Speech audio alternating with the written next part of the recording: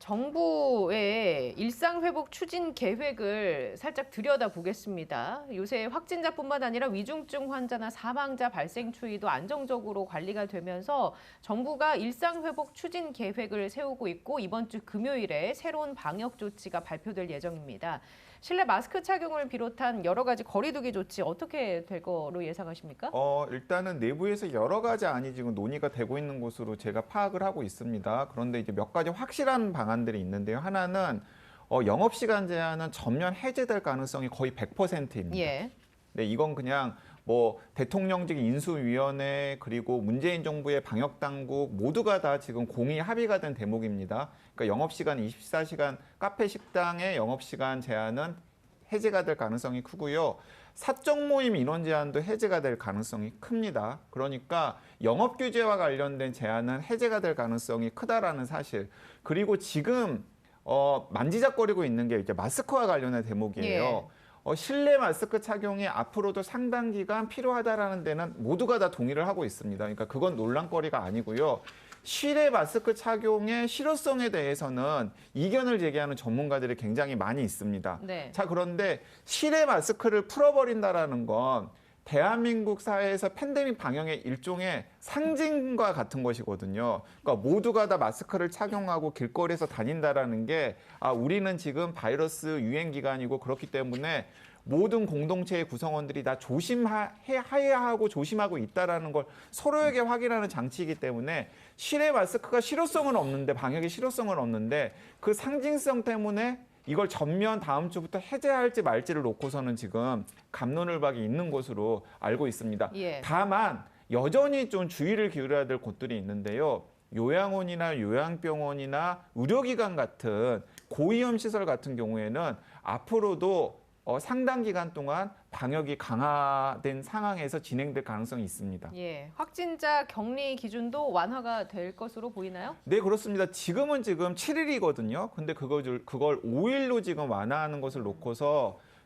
지금 많은 전문가들이 지금 검토를 하고 있는 상황인데요. 이 부분은 5일로 될지 아니면 7일이라는 상황이 유지가 되고 아니면 강제 아니면 자율 이런 부분들이 조정이 될지는 발표가 나와봐야 알 것으로 보입니다. 그 마스크와 관련해서요, 시청자분들이 실시간으로 여러 의견을 주셔서 한번 정리를 하고 설 교수님께 관련된 이야기를 여쭤보겠습니다. 시청자 김승혁님께서는 거리두기와 마스크는 올해까지는 유지해야 한다고 본다. 아직은 이르다라고 생각하신다고 글을 남기셨고, 올리즈웰님께서는 마스크는 그냥 알아서 쓰면 되지 않을까요? 실외에서는 벗어도 된다고 생각합니다. 라는 의견. 그리고 과제가 몰려온다 님께서는 과연 실내에서는 언제쯤 마스크를 벗을 수 있을까요? 이런 질문을 주셨거든요, 교수님. 이제 마스크와 관련해서도 이게 그냥 뭐 해제하겠다든지 뭐 벗고 싶다고 해서 벗는다든지 이게 아니라 언제나 이제 과학에 기반해야 된다는 거죠. 이제 오미크론 같은 경우에는 과학에 기반해서 말씀드린다고 하면 지금 우리나라 전 인구 대비 거의 뭐 40% 가까이가 오미크론 내지 코로나19에 감염이 되었다가 회복됐다고 볼 수 있습니다. 거기다가 백신 접종률이 굉장히 높다는 거죠, 이게. 그렇기 때문에 백신이 가지고 있는 본질적인 기능, 즉 위중증을 막아준다고 하면은 뭐 재유행을 하든 말든 상관이 없다는 거죠, 이게. 그런 점에서 본다고 하면은 마스크는 진작부터 당국의 결심만 있으면 벗을 수가 있었습니다. 그러는데 이제 사회에 주는 신호 이런 것들 때문에 이제 당국이 조금 끌고 온 측면이 있는 거죠. 그래서 제 개인적으로는 과학에 기반해서만 말씀드린다고 하면 이번에 거리두기 조정을 할 때 실외 마스크는 벗는 게 좋겠다는 생각을 기본적으로 갖고 있습니다. 저는 훨씬 전에 벗어야 된다고 생각했어요. 그리고 계속 말씀을 드렸습니다. 다만 일부 전문가들이 이런 우려를 제기할 것으로 생각이 돼요. 제가 만일에 그 위원회에 있어도 이런 코멘트는 제가 했을 것 같습니다. 예를 들면 이런 거죠. 실외 마스크를 해제하고 안 쓰게 되면 어떻게 되냐 하면은 집에서 나올 때 마스크를 들고 나오는 거를 잊어버리게 되어서 예.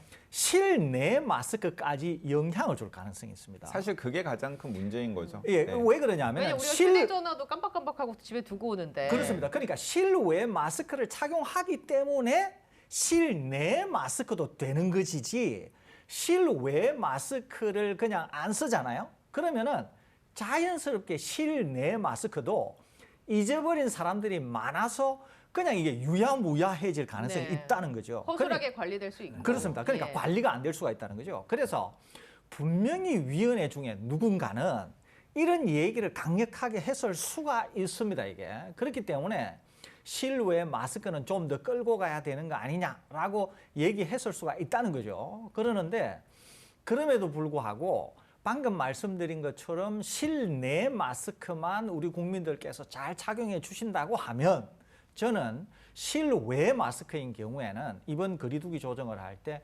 완전히 해제하는 방향으로 가는 것이 과학적으로는 타당하다 이 말씀을 드리고 싶습니다. 근데 사실은 그 이제 이런 부분들이 있는데요. 그러니까 실외 마스크는 그러니까 단언컨대 지금 방역에 있어서는 아무런 효과가 없습니다. 예. 일단 이게 과학입니다. 그리고 이 실외 마스크가 방역에 있어서 효과가 없거나 미미하다라는 데는 우리나라의 모든 방역 전문가들이 다 동의를 하는 대목입니다. 정부 안팎에 있는 전문가들이 다. 하지만은 실외 마스크가 주는 상징성 때문에 이 부분을 지금 건드리지 않았던 건데요. 그래서 이제 제가 그냥 제안을 하기에는 실외 마스크는 그냥 자율에 맡기는 게 어떨까. 왜냐면 그게 왜 좀 필요하냐면은 이제 본격적으로 더워지기 시작하잖아요. 예. 아, 그러면 우리나라 시민들도 방역 상황이 좋아졌기 때문에 마스크 없이 그냥 조금 홀가분하게 바깥을 다닐 수 있는 자유 정도는 누릴 수 있는 자격이 되지 않나요? 2년 동안 고생을 했기 때문에.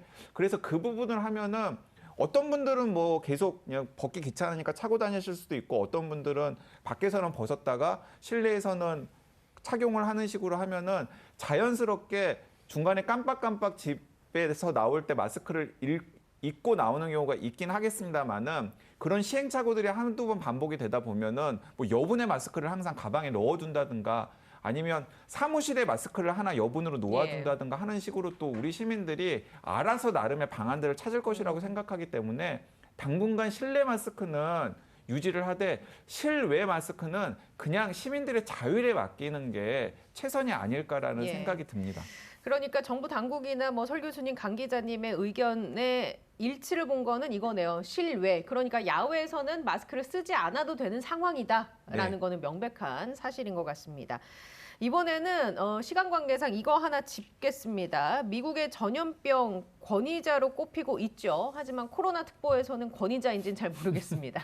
앤서니 파우치 국립 알레르기 전염병 연구소 소장이 올가을 미국에서 코로나가 다시 재확산될 수 있다라고 경고를 했습니다. 관련된 보도가 중앙일보를 통해 보도가 됐습니다. 4월 8일자 기사로 파우치의 경고 올가을엔 미국에서 코로나 재확산 일어날 것이라는 제목이고요. 내용은 한 두 가지 정도로 요약을 할 수 있겠습니다. 그 이유를 마스크 착용 의무와 같이 실내 방역에 대한 조치를 대거 해제했기 때문이다라는 이유 하나, 그리고 하나는 백신의 면역 효과와 관련된 것입니다. 백신 접종 이후 시간이 지나면서 백신 면역 효과가 약화되기 때문에 코로나19가 확산하기 좋은 여건이다라고 앤서니 파우치 소장은 지적을 하고 있습니다. 교수님, 어떤 의견 갖고 계십니까?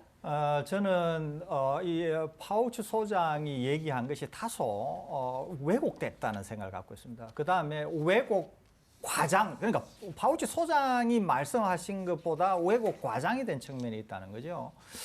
그런 점에서 좀 살펴볼 필요가 있다는 생각입니다. 우선 하나는 이건데요. 이번 가을에 재유행을 할 가능성이 있느냐라고 하는 질문이 앤서니 파우치 소장이 그럴 가능성이 있다 이렇게 얘기를 한 거예요. 예. 그러는데 이제 제 개인적으로도 미국에서 재유행을 할 가능성은 있다고 봅니다. 다만 재유행을 하더라도 우리가 보는 것 같이 큰 분봉을 만드는 정도가 아니라 그냥 재유행이라 그랬죠. 화라산같이 다시 증폭을 하는 게 아니라 그냥 완화되는 기조가 빨리 완화되지 않고 다소 정체되는 현상 정도로 저는 이해하고 있습니다. 그러는데 이 지점에서 뭐가 더 중요하냐 하면은 재유행이 되든 말든 이건 중요하지 않습니다. 더 중요한 것은 뭐냐면은 위중증 환자를 얼마나 많이 만들고 얼마나 사망자를 많이 만드는가 하는 것이 중요하다는 거죠. 우리 방송에서 여러 차례 지적해 드렸습니다. 아무리 재유행을 한다고 하더라도 우리 자신에게 위협적이지 않으면 별로 중요하지 않다는 거죠. 그러는데 이번 가을, 겨울이 되어서 재유행을 할 가능성은 있다.